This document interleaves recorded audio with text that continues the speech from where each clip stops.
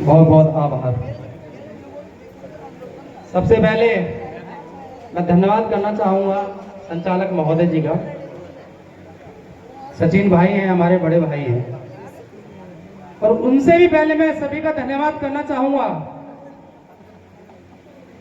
जो कहते हैं ना, जब जागरण होता है तो बाद में जो तारा रानी की कथा होती है तो बाद में वो महिलाएं बचती हैं जिनको वाकई लगन होती है। तो ये जो महिलाएं बैठी हैं ना, बहनें, मेरी माताएं, ये वो असली क्रीम है जो तथागत गौतम बुद्ध और डॉक्टर भीमराव अंबेडकर साहब को समर्पित हैं। एक बार जोरदार तालियां बजाएं अपने लिए। सचिन भाई ने कहा कि मैं बहुत अच्छा वक्ता हूं। मेरे लिए पूरी रात भी कम है, ये बात सत्य है।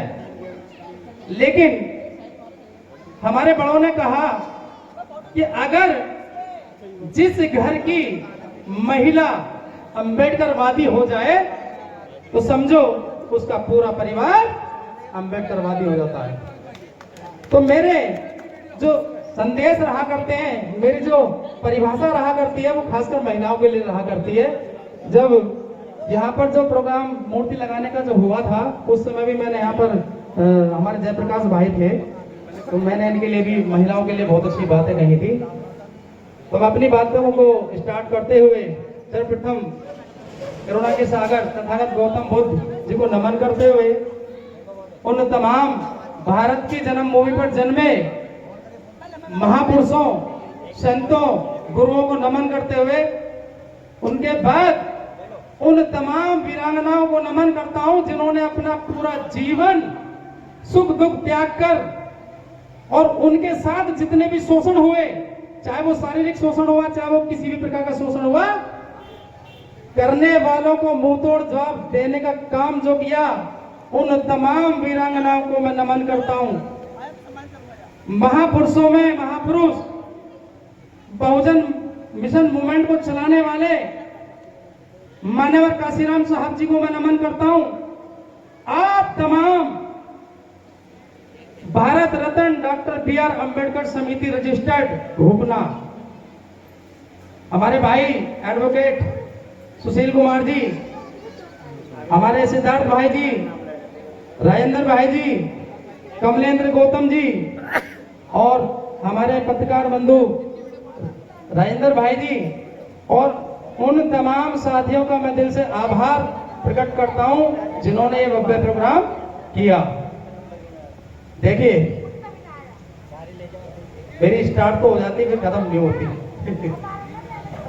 14 अप्रैल, सबसे पहले हमें जानना है कि बाबा साहब का क्या विषय था।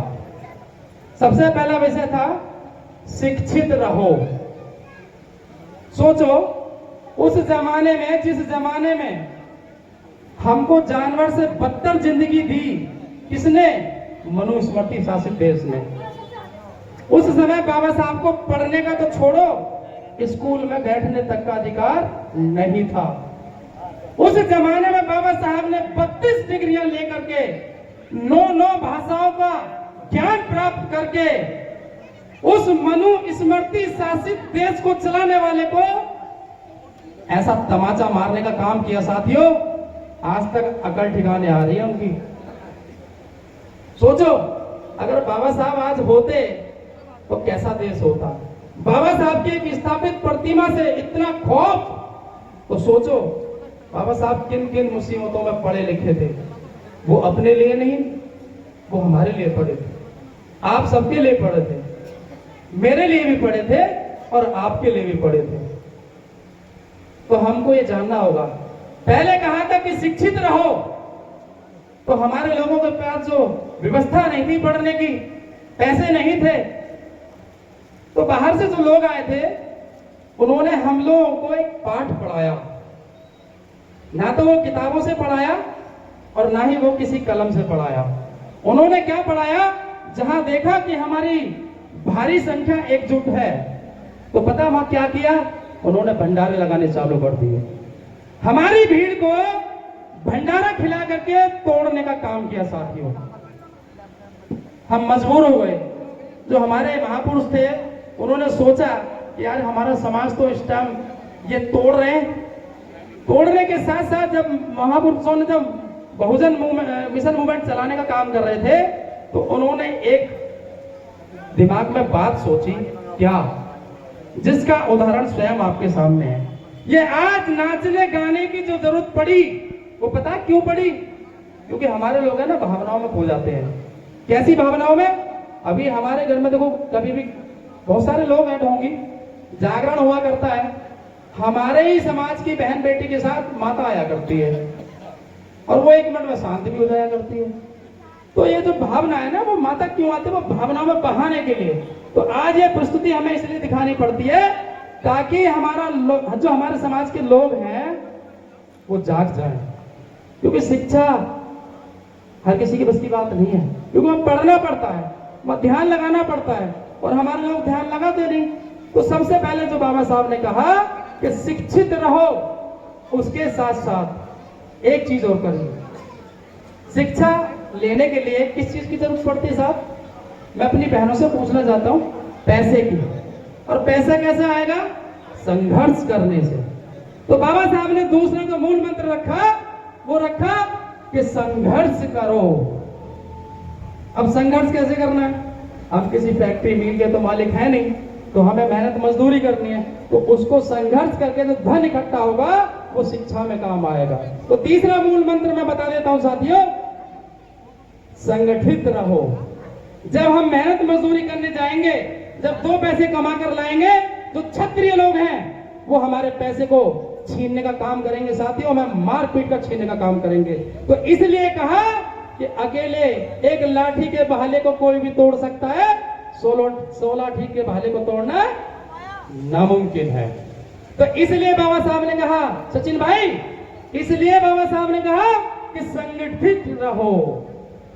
ये बाबा साहब के 3 मूल मंत्र थे। ये जानते हैं आप सब?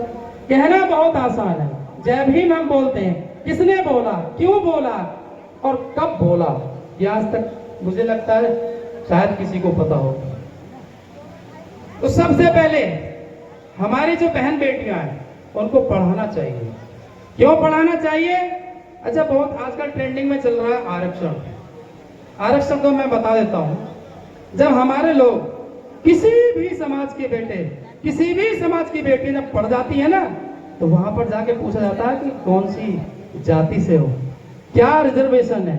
तो मैं उनको मुंह तोड़ जवाब देना चाहता हूं साथियों, जो लोग कहते हैं कि आरक्षण खत्म होना चाहिए, तो सबसे पहले तो आरक्षण वही लेने का काम करते हैं। तो क्या खत्म हो सकता है आरक्षण? नहीं हो सकता। मेरे बहुत से मेरी अपील है, 2 मिनट लूंगा सिर्फ।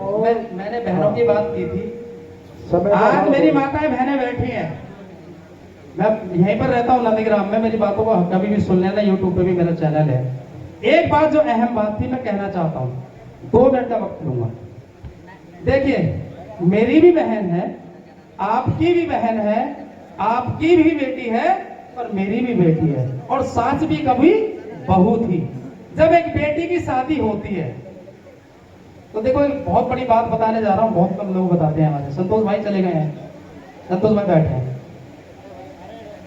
जब एक बेटी की शादी होती है और वो अपने घर से विदा होकर जाती है तो वो बेटी रोया करती है। तो मैं अपनी माताओं बहनों को पूछना भी चाहूंगा और बताना भी चाहूंगा, वो बेटी जो रोकर जाती है, ये रोने की जो प्रथा थी कहां से चली? कोई जवाब दे सकता है इसका? कोई भी दे दे मेरे को जवाब।